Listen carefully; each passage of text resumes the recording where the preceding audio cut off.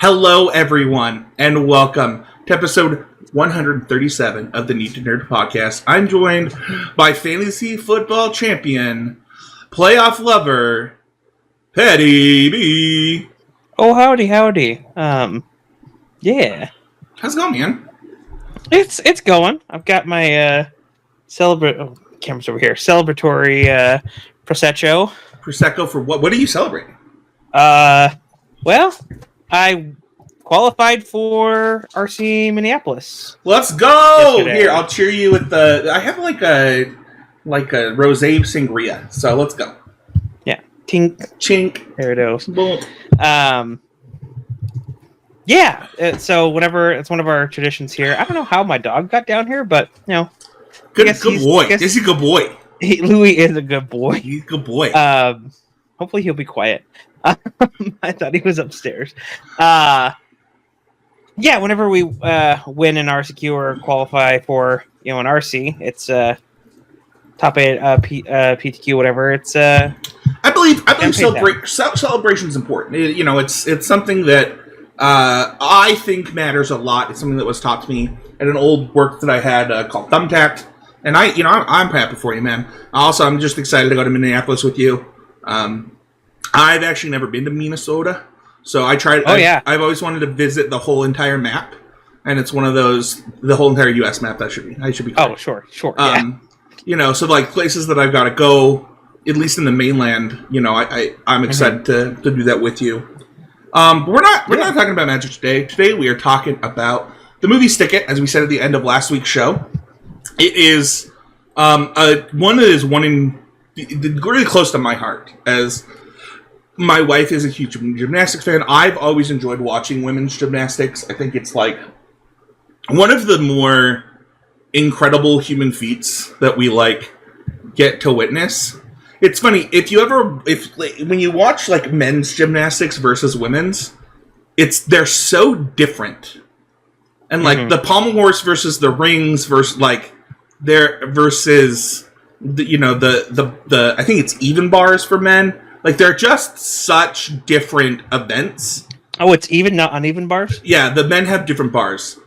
Oh, and okay. I just find the women's to be way crazier. Their events are just out of this world. Yeah. And it's kind of crazy that Simone Biles has had the success that she has had, for what it's worth. That is pretty wild. Yeah. I mean, going up there with Michael Phelps is just one of the most decorated Olympians of all time, just kind of level. We aren't going to be talking about those Olympians today, but we will be talking about one Olympian that is in this movie. So our nerd fact of the week, it's a little bit of a spoiler. I won't spoil too much of it, but one of the Olympians in here is Nadia Lukin, who plays a character during the national championships that does a floor routine and gets penalized, and then is on uneven bars. And following the 2006 release of Stick It, Nadia actually goes on to win the 2007 World Gold in uneven bars. That's cool. Wins the all-around with Sean, and gets silver in uneven bars in Beijing. Interesting. Okay. So just directly the 2 years after this movie, where she's not as famous, completely blows up. Just not that she wasn't awesome before that, but Beijing was kind of her only Olympics. Okay. But the year after this. Oh no, I'm actually just wrong. She had already won uneven bars in 2005. I apologize. Oh, and then did this movie afterwards. Yes, because this is an 06. And then she won uneven bars. I'm just speaking out of my butt. I'm not sure. It looks like she won uneven bars at the World Champion in 2005. Won team in 2007. And then got silver in uneven bars in 2007. and then got silver in Beijing in 2007. So I misspoke. But did win the all-around, became an Olympic gold medalist after this movie came out in 2008 at Beijing. Cool. So yeah, like, you know, this human being that looked really, really good, and that they actually showed like the whole routine for them from like an angle that you would watch at the Olympics, which we'll get into during certain segments of the show. But like, actually, is that she's the guy? Like, she's the guy. I believe the term "she's the man," or whatever. I don't know. She's him. She's him. Her. She's him. Technically, she's him. She's definitely him. Yeah. Let's get into some housekeeping really quick. So social media is something right now. But you know what? There is our Discord. So if you're like, I need a place where I can talk to other nerds and just have other nerds to talk to, click the link in the description below. We got a Discord. Come say hi. Like, we'd love it. We'd love those people to talk to. I uninstalled all of Meta, like all of it, and I'm looking for a place to talk to people, like-minded people. So click the link, share the show, and let's go on to Stick It. What is Stick It, you might ask? What is this thing that Spencer has hold such a dear place in his heart? Stick It is directed by the director of Bring It On, the very cult classic cheerleader movie. This one takes place starring Missy Peregrine, TV actress for I think like my whole life. She's been on TV, been on hundreds and hundreds of episodes of FBI Most Wanted, FBI International. Since then, Heroes. Yeah, she was in Heroes. She just done a ton of stuff, as well as starring Jeff Bridges, which is, the star of Patty's favorite cult classic movie. Vanessa Langis from Glee. This is actually before Glee, so pre-Glee. Kind of like the three main characters of this one. And just very gymnastics meets irreverent comedy meets pop punk soundtrack. Very 2000 and it's so 2000 and like 2004 to like 2010. Like, this encapsulates that era of movie really well, and it's kind of the story of this girl that went to the World Championships and walked out on her team, and nobody knows why. And she kind of has some run-ins with the law. She becomes kind of rebellious after that, quits gymnastics, and gets caught up. And they are like, hey, you got two choices. You can go to military academy, or you can go to this gymnastics elite academy and train and go back into gymnastics. But she chose the military school. Yeah, and the judge is like, cool, gymnastics it is. And, it's kind of her redemption story in a lot of ways. And a story about, sticking it to the man, but doing it the right way. Doing it, sending a message and doing it the right way. And not just being a rebel without a cause, but being a rebel with a cause in a lot of ways. Sure. Yeah, it's definitely a critique on judging in general. I think overall, as far as like a main overarching like story, and like how judges are people who can't or have done or can't do anymore, and how like hypercritical it can be. Like, judging is each other. It's a huge theme in this movie. Absolutely. Where to consume it? The best way to do it is really to just rent it on Apple TV. It was free on Apple Plus for a while, but it is currently not.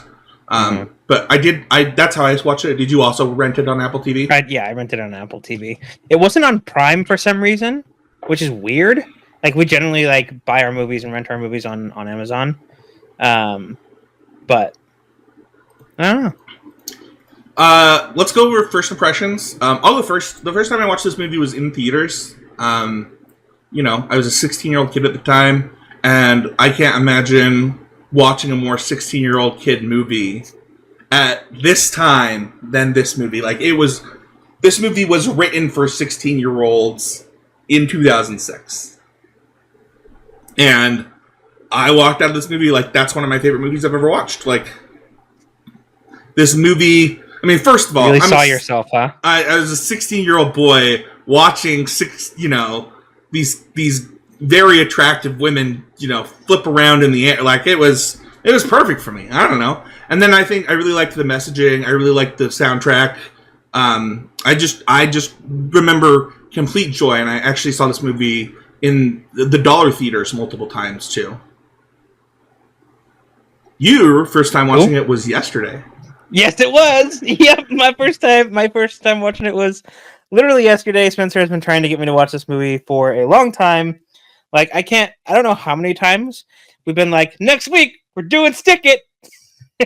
And then this time we actually stuck it. And right off the bat, like, they had the Missy Elliott like version of Jump On It playing, whatever, like, I forget what the actual like title of her song is. It plays when you open up the IMDb page to start. Just like the music, like, you could tell what it was about by that first song when the opening credits started playing. Like, that was it gave you early 2000s, like, this is going to be an early 2000s vibe. The music is going to be great, and yeah. Those are my first impressions. I can't hear you, sir. I said, is that your whole first impressions? That was my whole first impressions. Was the opening music. All right. Well, I mean, that, like, the music was great, and it set the tone for the rest of the movie. It's a 19-year-old movie. We're going to get into spoilers now. What is your overall impression? Like, your overarching impression of this film, Patty B? Just, I think, like, so I did a lot in high school. I was a huge into speech and debate, right? And so, like, judging was a huge part of my life, and it affected my emotions way more than I should have let it. But, like, judges decided whether I, like, went to states and stuff, or, like, did well at regionals, like it, and like having to shape like what you do to what you think like the judges would like, and will get you the better score is kind of BS, and nothing encapsulates that better than Haley and her rebellious nature, and then also just kind of overall just like how crazy the training and like fitness is for gymnastics in general.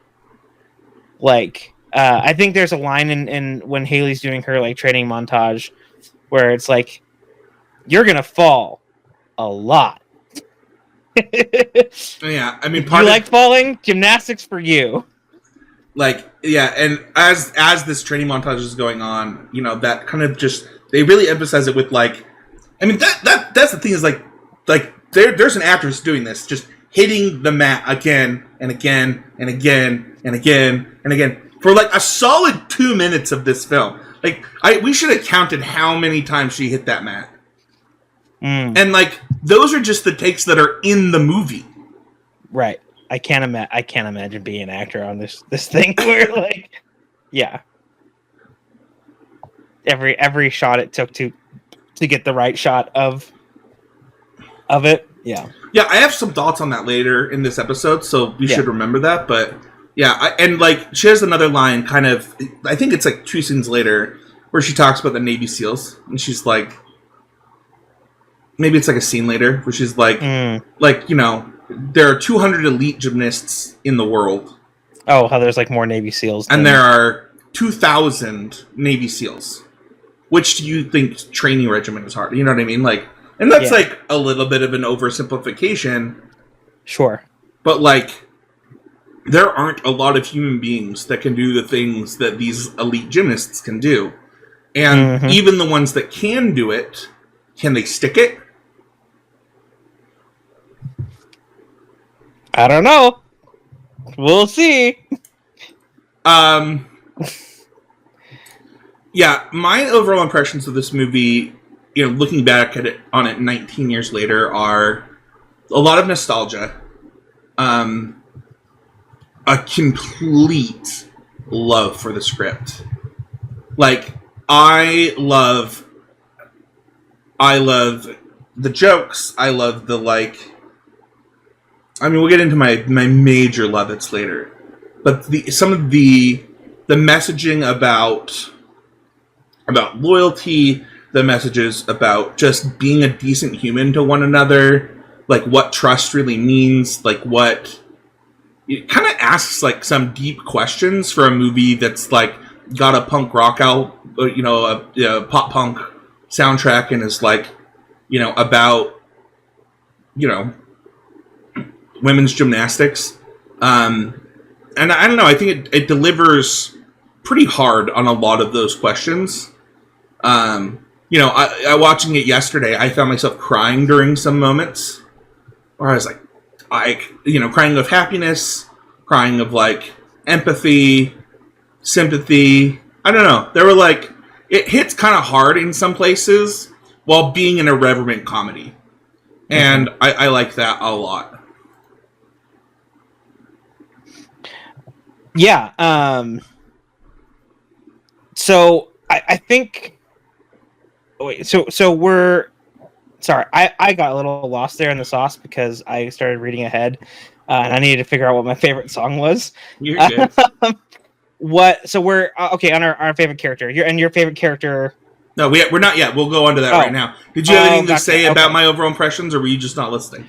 No, your overall impressions are great. This thing, I get why, like, I understand why I didn't, like, classify it as, like, a cult classic, but some of the imagery in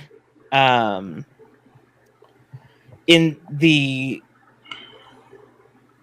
like, the preparation, like, the stretching before and the actual, like, in-house competition that they have is it gives very like psychedelic, like cult classic type vibes. Sure. Let's go on to favorite characters, though. I'm going to let you go first. Who is your favorite character in this film? Man, that's really tough. There are a lot of really good characters, but I like Coach Jeff Bridges. Burt Vickerman? Yes, Burt Vickerman. I like him and his kind of storyline as far as, like, he's got this reputation for, you know, getting his athletes injured. There's it like fuels the lower scores, right? It's like, it's not because of what they did. It's because I'm their coach.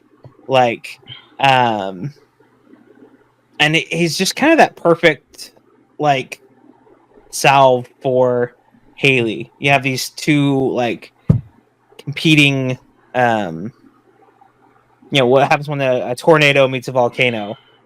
Yeah, it's funny too, because like they talk about all the injuries and stuff, but like I got the impression this watch through that maybe a couple of his people got injured and he stopped letting them do that type of stuff, and that a lot of the injury talks actually has to do with his injury in the sport, and that they just attribute like if somebody gets injured by a coach that was injured, that he's training them to the point, yeah.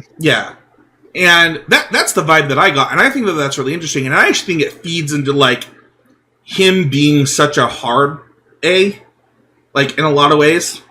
is that he's sick of that reputation and he wants to move past it. Yeah. That makes tons of sense.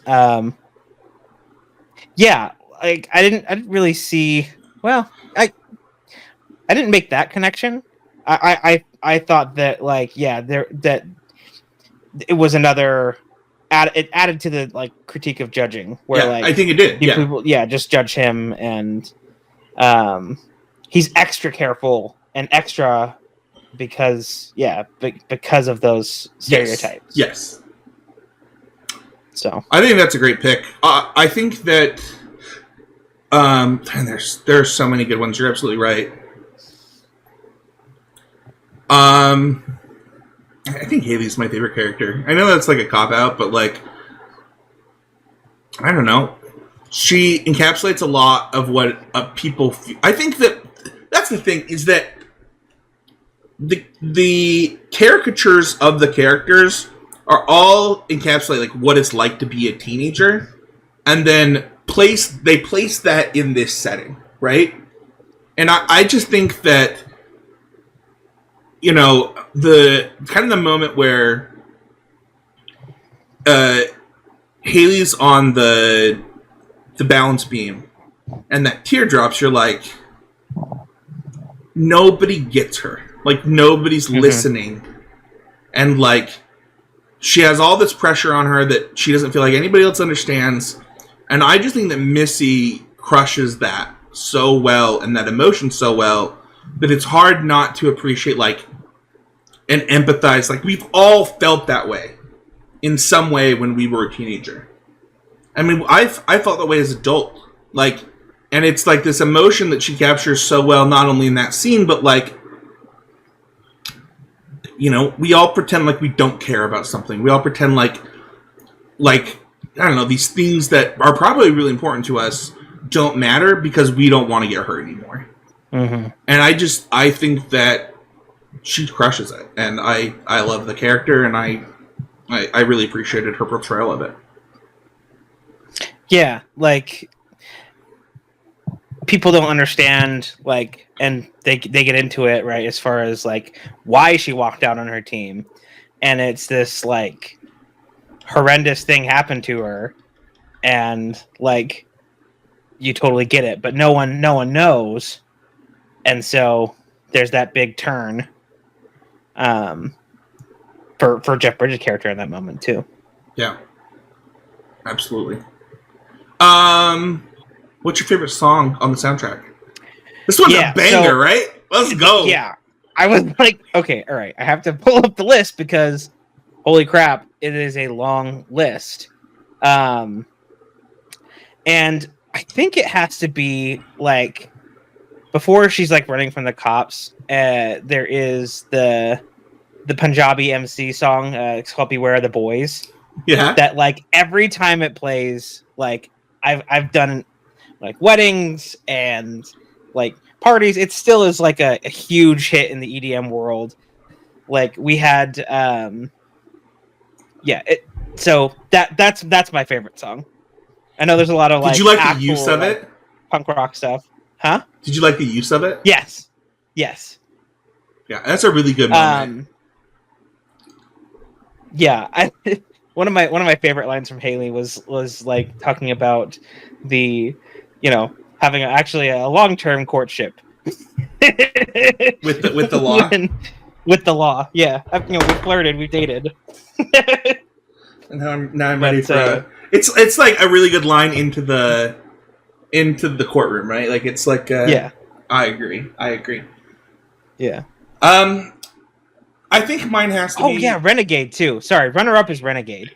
Yeah? Like, that I listened to as a kid, like, a ton. That was a huge part of my life as a child. My family loves Styx, so... Yeah, mine has got to be the moment where the anthem part 2 plays is, like, a very significant moment in the film, and also, like, the perfect time for that song to be in the movie is just it's amazing. It's just absolutely amazing. it's funny because before the show, you were like, when she's on the floor, and her dance is to, I can't remember, is it a little less than 16 Candles that she dances to? Or no, it's our lawyer made her change. Our lawyer made us change the name of this song so we didn't get sued. Yeah, that's good too, but it's got to be the anthem part too. Like right when it like I don't know, it's just like an impactful moment in the movie that like has the perfect song right after it. So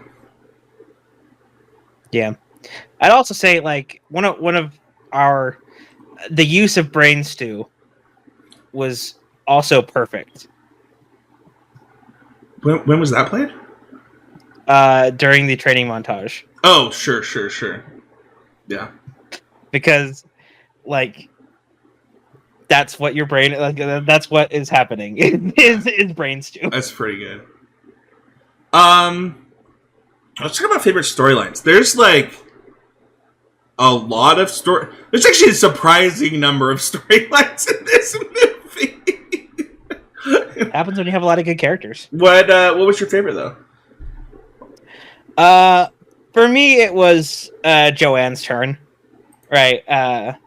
She goes from, the typical, like, competitive gymnast to, like, wanting to be a kid. Just wanting to have a life that is not 24/7 gymnastics. I think she has some of the best lines along the way to that. What does drunk driving have to do with the her? Well, you're gonna get into some of the banger lines in this movie. There's some bangers. I love that one. I also think that like just kind of like it feels like a throwaway line, but I think it's important that she's like, I wanted a pink corsage, but white will do like right at the end. It's like growth and like shows her growth. Right, like I didn't get what I wanted, but you're still doing what I wanted, so like, and it's cute. Yeah. Mine is the trust between Haley and Bert. I know that's like the movie, but I think that like when the restitution money's paid off, and he's like, "Use your dad's money. Like, don't get too excited." Like, it's him like trying to throw it away.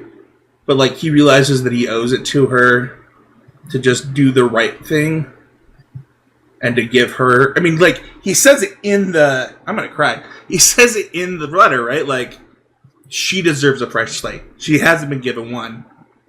And throwing her into this without giving her one wasn't fair. Like, we didn't do her the service that we're acting like we're giving her. And so he's like, well, what can I do to do that? And that was a very mature thing to do. Obviously, like, you could take his storyline further and say, like, that's his storyline, part of his storyline. But I really think that it's the moment that, like, brings these two, like you said, this tornado and volcano together, is that moment. And the judge, saying, not, the people who have bad situations, like, they got to stick together in a lot of ways. And he does stuff later that continue his storyline. Telling all the moms that stuff and stuff like that. But especially starting with having her like sitting outside of his office while he's giving the same exact speech to get all these other moms to enroll their kids. Like, talking about gold medals, like. It's some real growth there. It's also real growth not tearing that other coach, her old coach Chris, apart. Like, he had the opportunity to at that bar. You talking about Frank? Whoever. I thought her previous coach's name was Chris for some reason. No, it's Frank. Okay. Oh, is it not Frank? Am I wrong? I'm pretty sure it's Frank. Okay. Frank D. I don't remember what his last name was. Maybe I'm wrong. I don't know. I don't know. Her previous coach, the head coach. I know who you're talking about though. Yeah. Okay. Let's go on to could be betters. I had one this watch through. I don't think it would have been that. I know that Wei Wei is not actually doing this dance actually on a balance beam during filming. Like she like I understand that, but like by you, Was it like more apparent to you this watch through? well, like when you edit it so that it's just the top of the balance beam showing. It was like, oh, well, obviously, because she's on a flat surface. She's on probably a wider balance beam. Like, she's doing some of it on a balance beam. But, like, in the shots where you do that, just edit the bottom of the balance beam in. Like, why did you edit like green screen it? So like, why did you do that? Yeah, that's pretty wild. Oh, man. This movie felt really campy to start. Yeah. It was pretty cringe. Shelby and I were just like, ooh. Give me some cringe moments for you. The text with the spinning characters for Bert and Joanne. Like when she first arrives to the gym. The text with the spinning characters. So like they had like basically like it was very Scott Pilgrim, where like they had like text on one side of the screen and then like the character. Oh my gosh! Like, okay, twirling. That like, was cringe to you. Yeah. I loved it. I know. And also, Zodiac sign Biatch was hysterical to me this watch through. Yeah.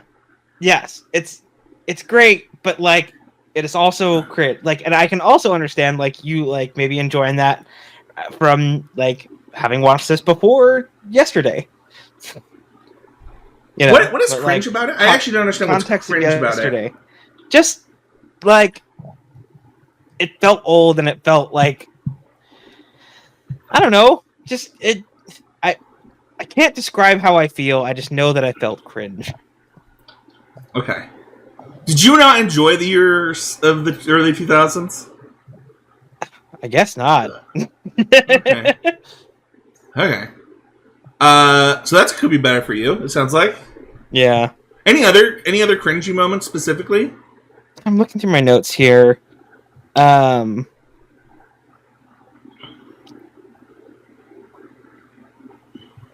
Oh, I don't know if this is a favorite moment, but like, or like, it could be better. But they did a really good job with it. Where, like, I was not expecting Vic to eat shit and like bust his arm up on that trampoline.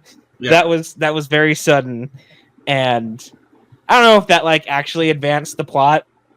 No, it didn't. It was just or not, but like. That was a goober moment for sure. Yeah, I don't know if we needed him to like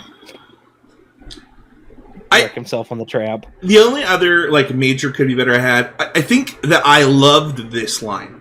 Loved this line as a 16-year-old, but as a 34-year-old, I'm like, oh, don't say that. Is when she's like, call me, and he's like, stalk you. I'm like. I thought that line was so funny as a teenager. Because, like, obviously he's not going to do that, and it's funny. But, like, as a 34-year-old, I'm like, yeah, don't say that to somebody. Yeah, like, oh, man. That does not work now. Yeah, you can't like, say that. You can't say that. I mean, there's, like, a lot. It's an irreverent comedy, so there's a lot of jokes that you're like, oh. Like. That's dated. like I guess we could have gotten away with that back then, but like, is that the same kind of thing with people and oh come on, what is now I'm forgetting the name of it. Where the white women at? Come on. It's got Gene Wilder in it. Shoot. People feel a way about this comedy. Where are the white women at? Is that the name of a movie? No, it's a line Are from Is it White Chicks? no Blazing Saddles. Oh, that Is is it is it that is it that that is kind my of same that is my like thing? father-in-law's favorite movie. Right. I've Where, never like, seen Blazing Saddles. I'm just like it's interesting making those comparisons to like irreverent comedy, Sure. like early 2000s for like us, where we're getting those cringe moments of like, "Ooh, you can't say that," like, Yeah. but like we were totally cool with it back then. Yeah. Like having those same kind of vibes. That's kind of interesting. That's true. Let's go to some Lovitz. I'm going to start off. We can popcorn this. Yeah, I've got a list. My wife was like, my wife, as we were watching it yesterday, I think it was Devin and her second time watching it, or second or third. It might have been her third, and she's like, some of Joanne's lines are really funny, but like they're also really cringe. You're like, oh, I hope you're not really that dumb. Like that's funny that like you said that. Like the words left your mouth, and that's funny. But also the fact that you thought it, less funny. But some of like when she's like, it's not called gymnastics. Tevinder's like, that was actually a good one. I have that one on my list. That's that's actually a good one. Good one. Yeah. You don't have to be so pointing mad. words are mouth turds. I laughed so hard at that yesterday. I said pointy words. Pointy feet, not pointy words. Pointy words and mouth turds. Yeah. She was great. For what it's worth. She was. That character is fantastic. She was so good. The phone calls. Oh, yeah, I love that. The closed captioning is like one of the best lines. Like, that's not what closed captioning is. Not mute. Sorry.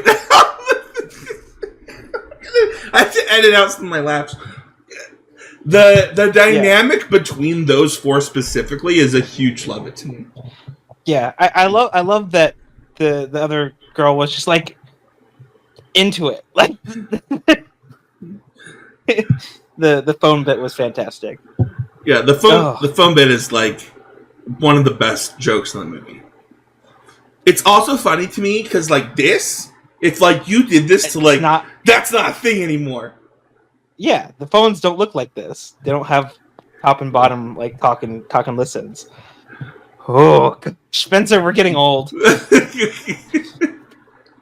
But like we got it. Like the second she threw that up, before she even did anything, we were like, "Oh yeah, she's on the phone." You know, another moment I felt old was her unbuckling the seatbelt from the top in that car. Sure. That was just like, oh no, I remember that. That does not exist anymore. Yeah, I also think that like, I had a huge love it. By the way, when they're like trying to break her out of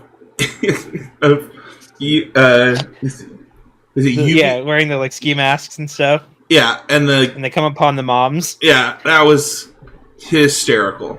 Oh, that reminds me. That reminds me. I laugh at this line. I forget that the line is in the movie.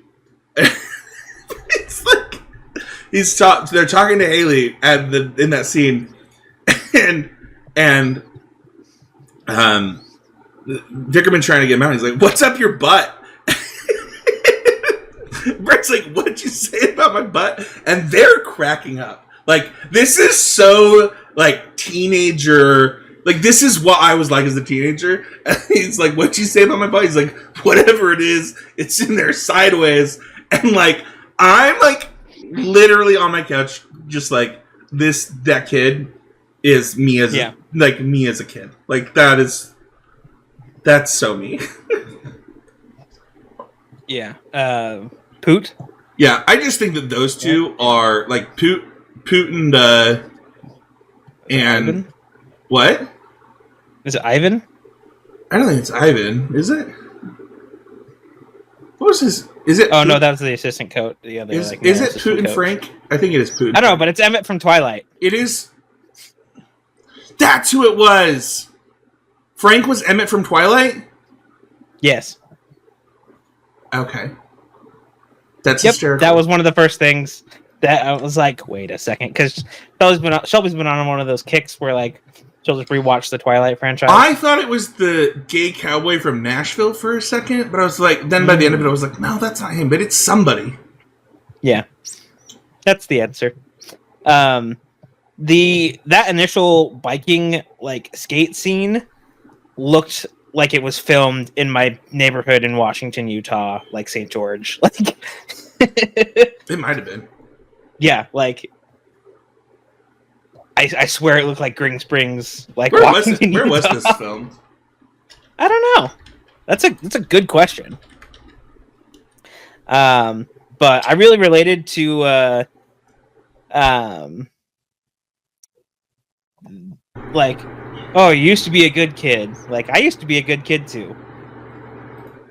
Yeah, it's like conformity though, right? Like that's like Haley's whole thing is like she doesn't want to conform anymore. Yeah. Yeah, my other love it was one that you kind of mentioned as like a theme of the film. It's just like the critique on judging is such like, oh my gosh, it is like so annoying. Which like I don't know if that would.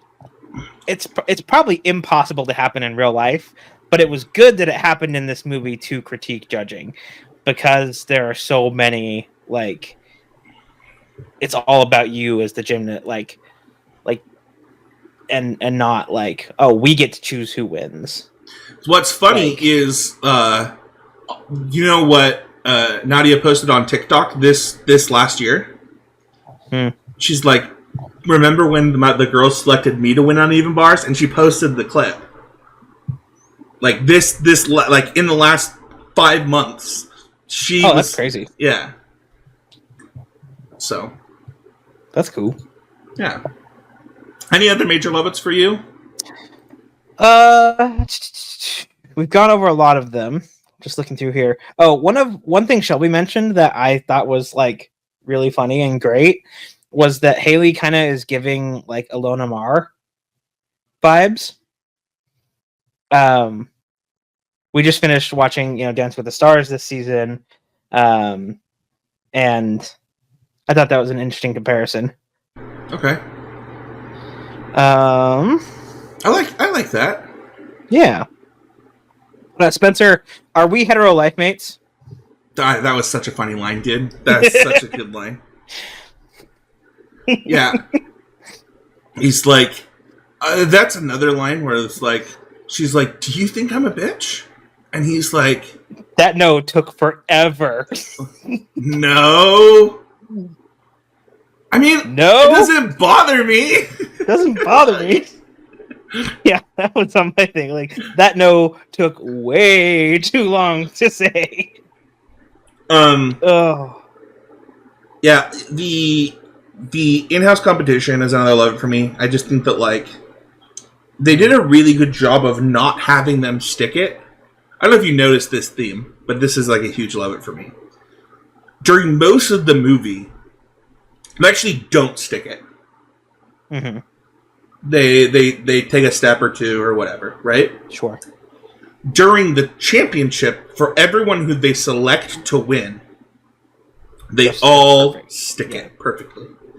Obviously, that's probably editing, but I liked it. Yeah. Yeah, that's cool. And the way it was layered, like all of them going at the same time, was really cool and beautiful as far as like cinematically. Yeah, it also showed you like how much better Haley was than the other girls by right? Yeah, I think that's about it as far as like my list from my notes. Cool. On a scale of 0 to 5, from 0 being we would never review this movie, it's bad, don't watch it, to 5 being it's a perfect film, where would you rate it? It's like a 4.9. It's real good. Wow! I was not expecting it to be that good. literally, The music really carried. Can you answer that? No. It's Nicholas. Hi Nick. Shout out to Nick.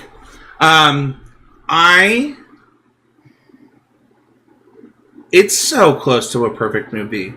Like, if they remade this movie, they probably couldn't. Like, it is for its time, for like what it is and the moment that it exists. Mm-hmm. It's pretty close to like a perfect movie. What I think that is also, why I wouldn't give it a 5 is like,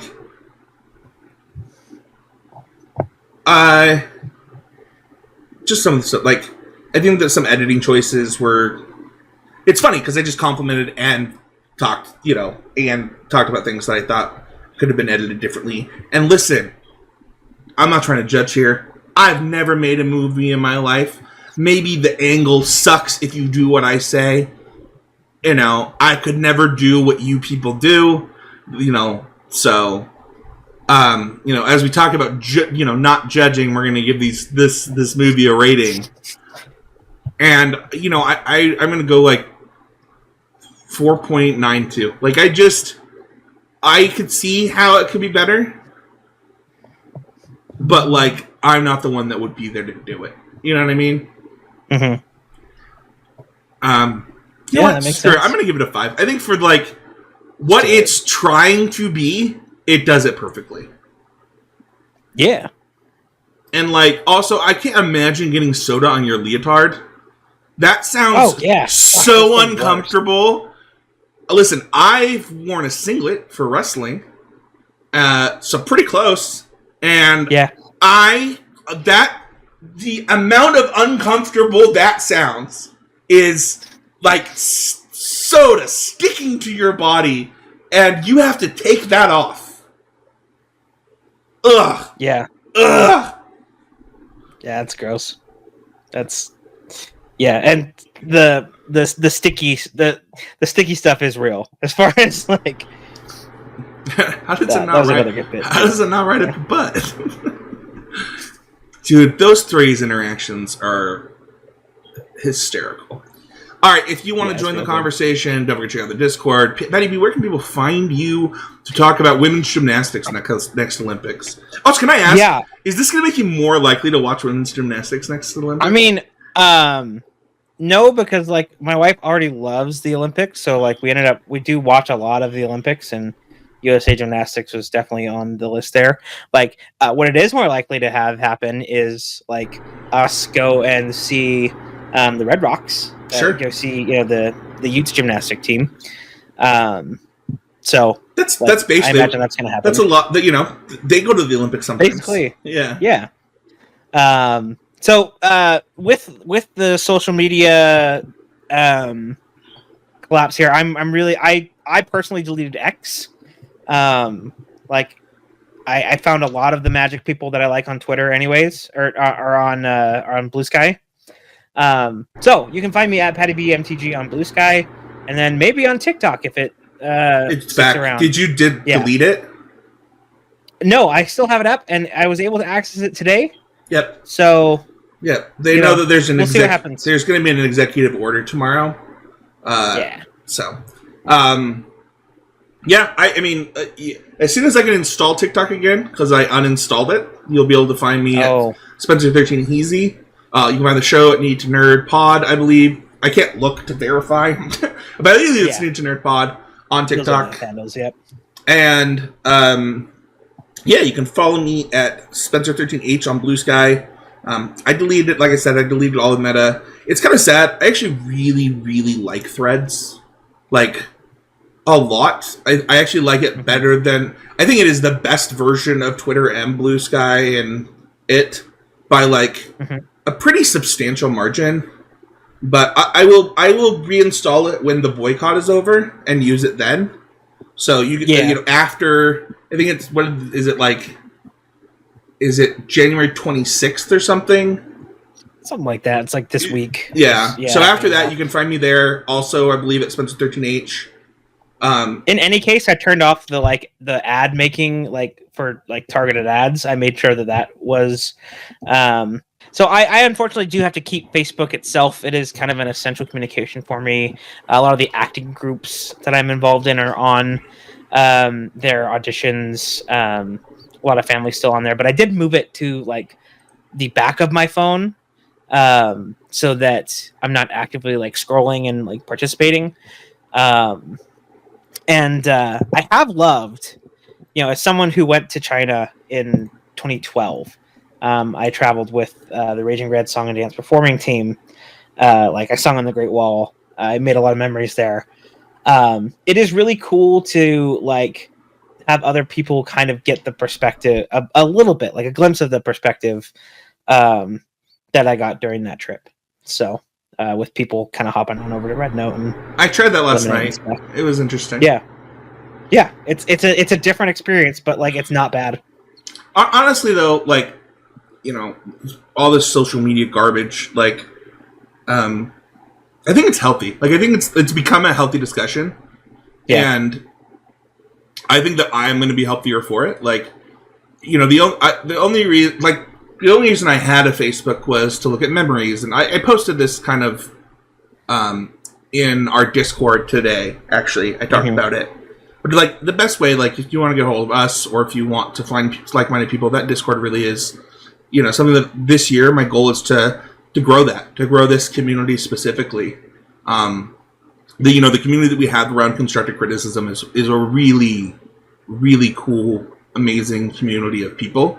And I'd love to grow that community for this podcast the same way. So, and the way that you can help that is to give a like, hit the subscribe button wherever you're listening, and then leave a review. Whether it's a comment on YouTube or a review on Spotify or YouTube, wherever it is, it really does help out the show. Paddy B, thank you so much for watching this movie. Behind the scenes, I was a little worried. After we hung up last night, and you're like, this movie's so cringe. I was like, oh, should we not do the podcast? And you're like, no. Oh, no, I'm only 4 minutes in or something. And I'm like, well, okay. She just walked in the door, and I was like, don't worry. Don't worry, Paddy B. So, I gotta ask, did you love it? I know you rated it highly, but did you actually love it? Did you enjoy your time watching it? Yeah, it was a great movie. All right. Well, thank you, everybody, so much. And we'll see y'all next week with a brand new episode of the Need to Nerd podcast. Bye. Oh, yeah. And by the way, who are we rooting for the rest of these playoffs? Oh, so I don't know. It is really hard for me. Oh, that grew. I was gonna recork that thing, but it's very much expanded. I cannot root for. It has to be someone from the AFC, right? That's kind of why I'm rooting for the It's gonna be either the Bills, the Chiefs, or the Ravens, because I can't root for the Commanders or the Eagles. Fair enough. And I don't know. I haven't looked because we've been doing this, but I imagine the Eagles are beating the Rams. They were not when I walked upstairs. So. Oh, interesting. Okay, cool. That is going to be the actual one. I have to root for the Chiefs due to Maxwell, but I would love. I asked Nick that question yesterday, where it was do I just go like full villain mode and like root for the three-peat? Like, I don't know. Well, who I actually, I was going to be rooting for the Lions, but they got their shit. Yeah, who I actually wanted to win was the Lions. So it's like, yeah, I don't know. Anyway, let us know in the comments who you'd root for. Let us know what you thought of this movie. If you got the chance to watch it, either before or after. Yeah, before or after watching. See y'all all next time.